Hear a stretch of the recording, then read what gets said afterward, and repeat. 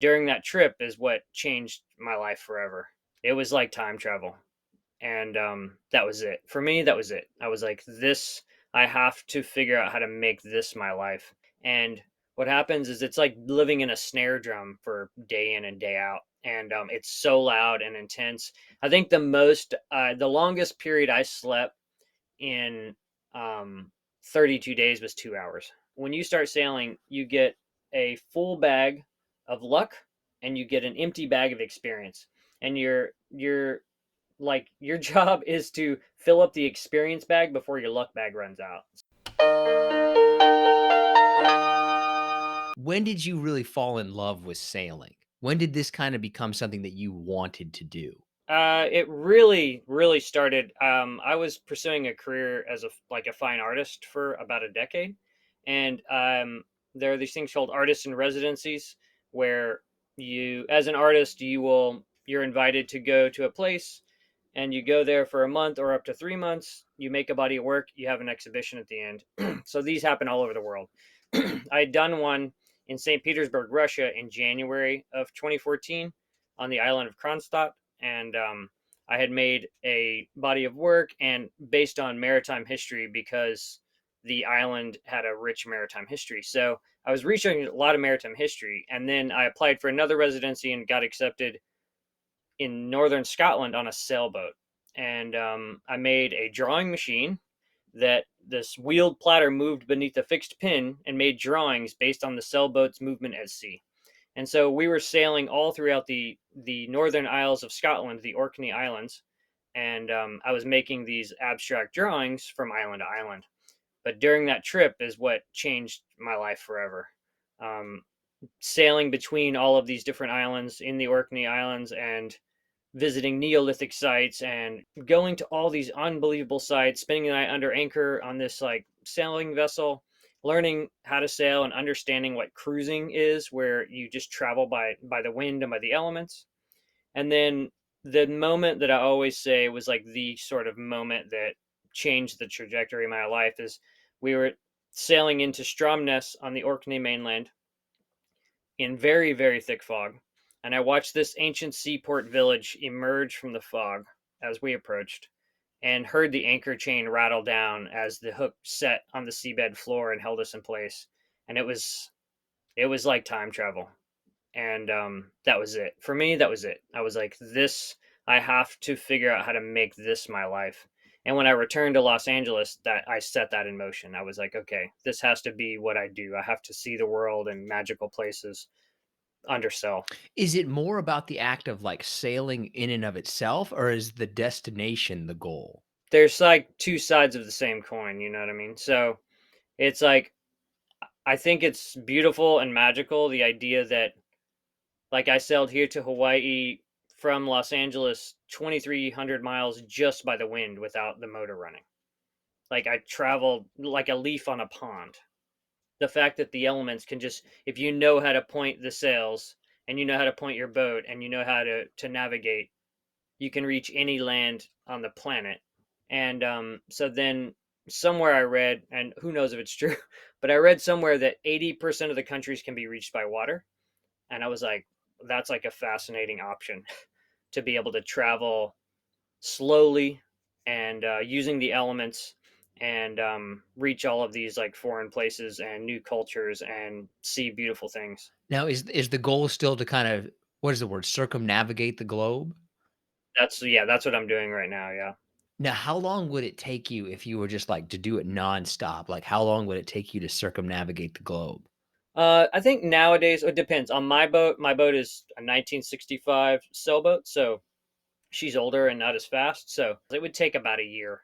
Is that fast or is that slow? I'm not entirely sure which one that is. Today's standards, it's very slow Like, because nowadays boats are like made differently. They're much faster, but they're also far less comfortable. So there's a trade off. But yeah, in today's world, some of the boats are absurdly fast, and my boat is very slow and very safe. is that when you look at different boats, though, is there always a trade-off between the safety and the speed? Like, "Ooh, that's gonna be fast, but" For sure. Yeah, for sure. So, and it's not necessarily the safety and the speed. maybe it's the comfort level and the speed. But that can play into it because if you're not comfortable, if you're in a boat that's not necessarily that's more designed for coastal cruising, where they're like flat bottomed and they're fast and you can move quickly between places along the coast and they're very wide and roomy like an apartment, where those are not comfortable in big seas. Um, and what happens is it's like living in a snare drum for day in and day out. And it's so loud and intense. And while the boat didn't risk like breaking up, it was perfectly sound boat. But the experience fatigues you in such a way that it can put you in a dangerous situation. And even more so with solo sailing, fatigue is a very dangerous aspect, because then you can mess up, and a mess up at sea, especially if you're alone, could mean your death. So So, like, for solo sailing, how do you go about doing that, right? Like, do you have to just be alert 24 hours a day the entire time that you're going? there's a thing called AIS, which is a system that all major ships have to have broadcast AIS. So there's this AIS receiver. You can buy a transponder or receiver, but the transponders are very expensive, which would send out your data.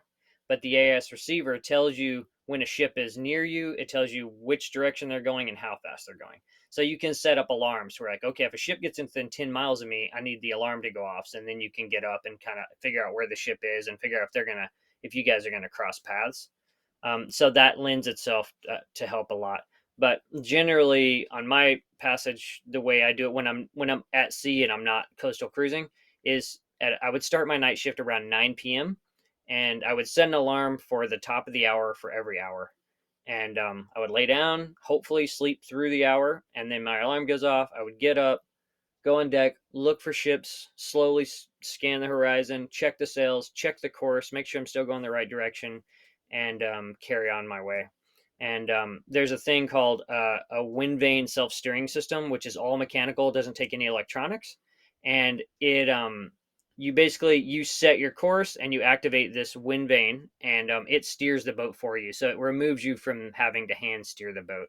So that allows you to like live, because otherwise you would just have to put the boat. It's called heave to, which basically like stall the boat and sleep for hours, if and then go back to sailing. So with a wind vane steering system, it allows you to just go kind of constantly. But you wouldn't ever want to, like, just sleep for 8 hours straight with the boat going, like, "All right, well, I pointed it east." It's not a good idea because usually the sea conditions change, the wind conditions change, and so your sails might backwind. You start pointing in the wrong direction.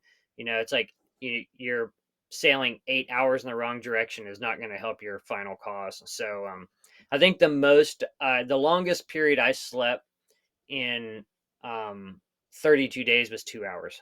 What does that do to your body? Um, I lost 20 pounds.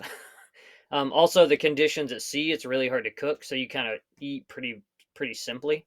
Um, and then yeah, you get into a rhythm with it because it's not just nighttime. So like, I don't drink any caffeine when I'm at sea. Like I don't have coffee. I love coffee on land and when I'm like just near shore, but I don't drink any caffeine when I'm at sea. So that in the middle of the day, if I can lay down, then I can sleep. So you just kind of grab rest wherever you are. And yeah, it's almost like you go on by standby mode anytime you can, just to kind of conserve energy and stay alert. My one experience with kind of the open ocean is on a giant cruise ship, and I just felt like, "Oh my gosh, I gotta get off this thing." Like, I felt trapped, even on a huge one. Like, do you ever Hmm. feel like that? Not at all, especially being alone. 1,000 miles from land in any direction. It was like the most peace I'd ever experienced in my life. I think it's just different people wired different ways. That's true. I d what's not the word? Like, but have you been somebody that always kind of gravitated more towards that kind of solo experience, towards being alone? The way I like to say it about specifically about ocean crossings, and I've done both. I've done solo and I've done crewed ocean crossings. Is that I'm pretty comfortable being uncomfortable, and it would be much harder for me to be on a boat with someone who was miserable. So like I'm not that miserable. It's like, yeah, there's things that are that aren't ideal, or maybe they're not 100% comfortable like you would think of in everyday life, but that's like the adventure tax, you know. So it's like to get to see these things that no one gets to see, sometimes you gotta pay that tax. So, for somebody who's, like, never been out on the open ocean, what's it like compared to, like how is the open ocean different from being near shore? Well, for one thing, you can be rescued near shore. Yeah. That's like, in the middle of the ocean, there is no rescue. Or if you're lucky, you might get rescued by a cargo ship, but then your vessel or your home or your boat has to be sunk so that it's not a danger to other boats navigating in the same waters. So that thought, it's not like a helicopter can just come pick you up when you're 1,000 miles from shore. So that is wildly different. But on the flip side of that is there's nothing more dangerous to a boat than the shore. So when I'm navigating close to shore, if I'm doing overnight passages, like nonstop overnight passages, I'll sleep in the cockpit outside with my alarm set for every 15 minutes because that's about 20 minutes is about the time a ship will reach you from the horizon if it's traveling at full speed. So about every 15 minutes, you pop up, look around for ships, and then lay back down. And even with AIS, because a lot of small fishing boats don't have that. And if somebody's on that boat, not on watch, they're on autopilot, they could easily run you down. So, and sailboats do not move very fast, because it is right around the pace of like walking swiftly or walking slowly, depending on the wind. But, I mean, that's as fast as you're going? You're only going, like, 3 or 4 miles an hour? Oh, yeah. Even if the wind's, like, whipping, you're still Yeah. just So, like, poking the around? whole, the whole speed on my boat, I think, is like 7 knots, which is like, it's not one for one for like miles per hour, but it's not very fast. Yeah. And it's like that's yeah, and I mentioned that I said, like my passage here from Los Angeles would have been the equivalent to me driving from Los Angeles to Pittsburgh at 3 miles an hour, basically. I thought you were going a lot faster than that. I assumed that, like, alright, you So get out in the open ocean, they're probably doing, like, 30 or 40. You're doing, like, 5. that's like those giant cargo ships, they max out at 30 knots. Why did I think that everything was so much faster? But like fancy race boats, like for the America's Cup, they have these sailboats that look like spaceships almost. Those things will go like 40 knots, or those things are totally bananas. But they don't go long distances really at that speed. I have But never understood why it's knots and not just miles per hour. back in the age of sail, the way they would determine the speed of the ship is they had a log that was tied to a rope, and the rope had at specific lengths had knots tied in it, and they would turn an hourglass over, throw the log in, and then count how many knots went through their hand until the hourglass ran out. And then they would write down how many knots in the log book. That makes perfect sense. You know, for, like, the water conditions out on the open ocean, is it smoother? Is it wavier? Is that the right word? Like, what's it Yeah, like? well, it all depends on almost everything depends on the wind. So the swells generally, if there's no wind, they're very long rollers. So the swells are long, and it's like long swells are not dangerous. I've sailed in 20-foot seas in the North Atlantic, but they were long periods, and they're not breaking waves, so they're not scary. They're intense to see 20 feet hill of water behind you, and then suddenly you're on top of it. And then the captain who taught me to sail in Scotland, Celia Bull, she told me about she sailed to Antarctica, done Cape Horn, all the stuff. She sailed to South Georgia on a boat as crew, and she saw 60-foot waves in the Southern Ocean, where there were 60-foot mountain, 60-foot tall mountains of water, and then they were on top of 60-foot mountain of water, looking down into the trough 60 feet. So, if they're long period and they're not breaking, then they're not dangerous. But here in the Pacific, it's a very calm ocean primarily, other than like if you're in a hurricane track or if you're in the North Pacific, and if basically it's like any ocean in the correct season is fine. If you're sailing in waters in the wrong season, it's not fine. But the Pacific is very mild compared to the Atlantic, and that's because the Atlantic is specifically like the Caribbean stuff is so the water's so shallow that it supercharges these storms, and that's when all the hurricanes happen there. But there we don't have like hurricanes in Los Angeles. So, when you look kind of forward and then, like, the goal of what's the word? Circumnavigating. Like, is there a spot where you're like, ooh, I'm not ready for this place yet, or Um, this is gonna be the test. yeah, Cape Horn. The my eventual goal, I planned around Cape Horn, which is the most dangerous place in the world, and it's killed thousands and thousands of sailors over the years. Eventually, I'll round Cape Horn, and it just depends. And that's the place where you just have to have all your ducks in a row. And a number of small boats have done it. And again, it's like waiting out weather windows, and not, you know, that's a lot of it is like waiting for weather. But with today's technology, it's easier to know what weather's going to be. So it's easier to sort of like know what you're getting yourself into. Um, but yeah, that Cape Horn will be the spot that's like, and the Indian Ocean too. But crossing the Indian Ocean from Southeast Asia to Africa will be a challenge. But again, it's a matter of like going in the right season. Why is that such a what makes that place such a rough area? Yeah, I don't know. Probably I'm not specifically educated on that fact or that reason, but I would guess it's in relation to like Africa and the land masses around there that just creates, you know, like these storms that are pretty gnarly. The Indian Ocean's pretty gnarly. So yeah, I would just imagine it's weather systems that are in relation to the Southern Ocean on one side and the African continent on the other side. So when you go for a leg of the journey, like how much preparation goes into it? Like how long will you spend like stocking up or preparing or reading maps or whatever? I'm always researching even further ahead, so kind of always. You do quite a bit, because you kind of got it, especially places that are kind of far flung. Like I'll be going to a lot of uninhabited atolls in the South Pacific, so I'm researching a lot of that, and there's a lot of techniques that goes into visiting those places that you wouldn't necessarily apply anywhere else. So really digging deep and learning from all the people that have gone there before. And with the internet, I'm able to find tons of blogs or cruising guides or whatever that tells you things that you need to think about.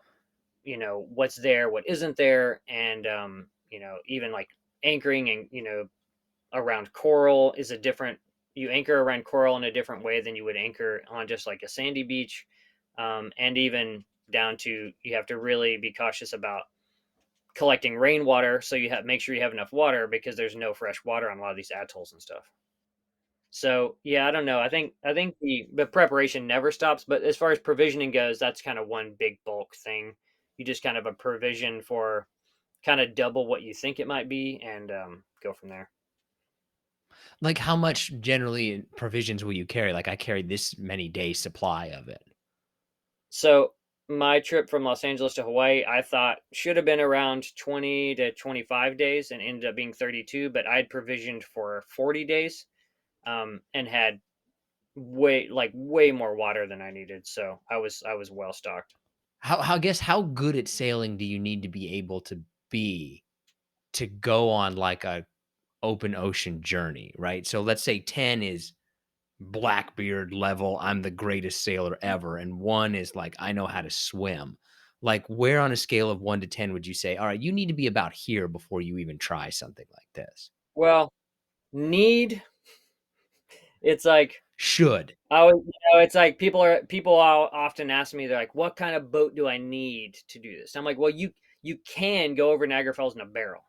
Like, is it a good idea? Not necessarily. Like the Kontiki was a raft that they drifted from South America to French Polynesia. So like I just sailed to Kauai, with a gentleman named Jeff, and he told me, he had sailed a lot on little lakes on small boats in New York, and then had a dream of sailing. Bought like a 37-foot boat. Had never even slept on a boat, especially that he on a boat that size. He had never spent the night on a boat before he got on it and tried to sail to Hawaii, and he successfully did it. But he said he was like scared to death.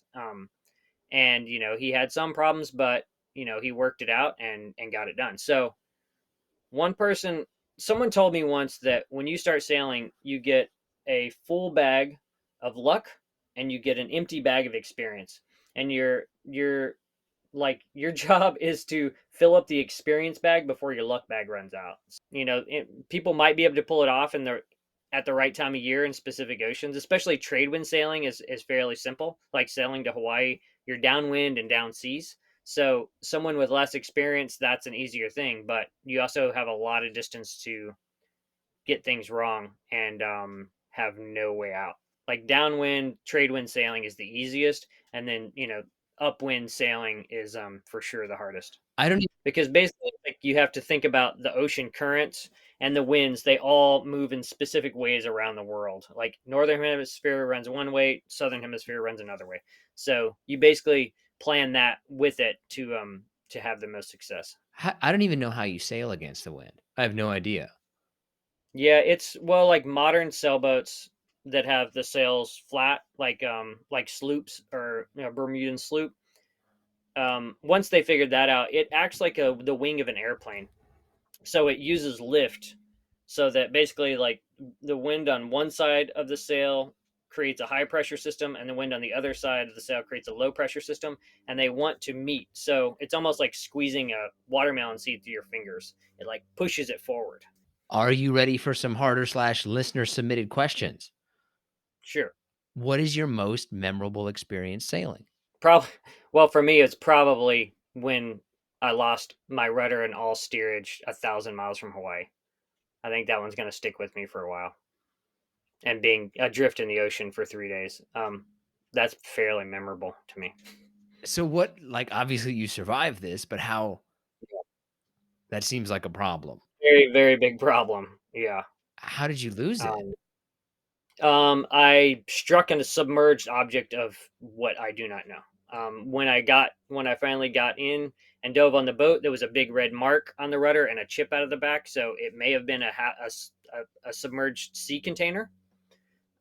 That's like a known problem. A lot of race boats have hit them, and different cruising boats have hit them.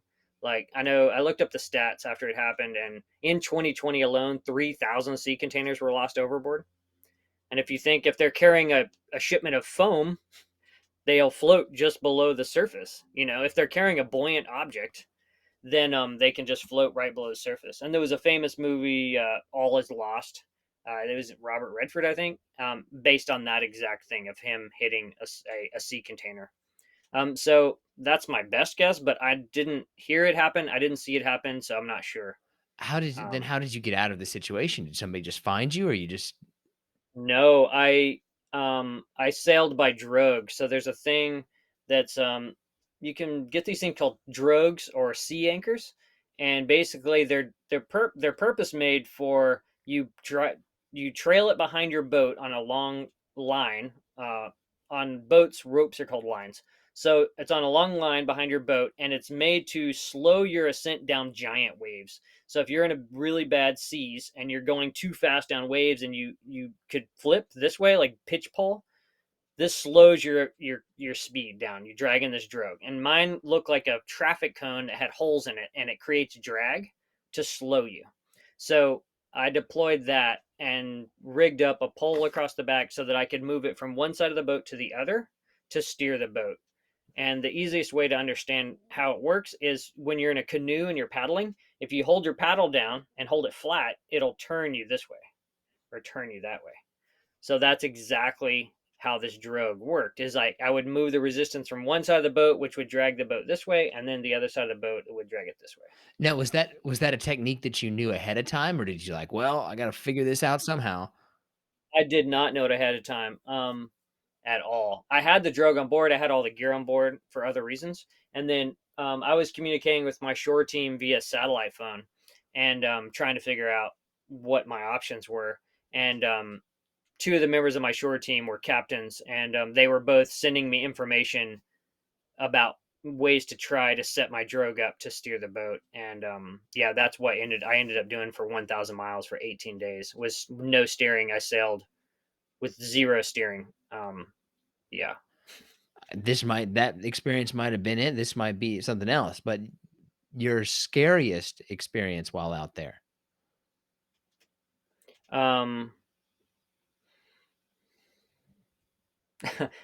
scary. Maybe I want to say this: the scariest where I actually felt terror was one night on that same passage when I was still, my rudder was still fine.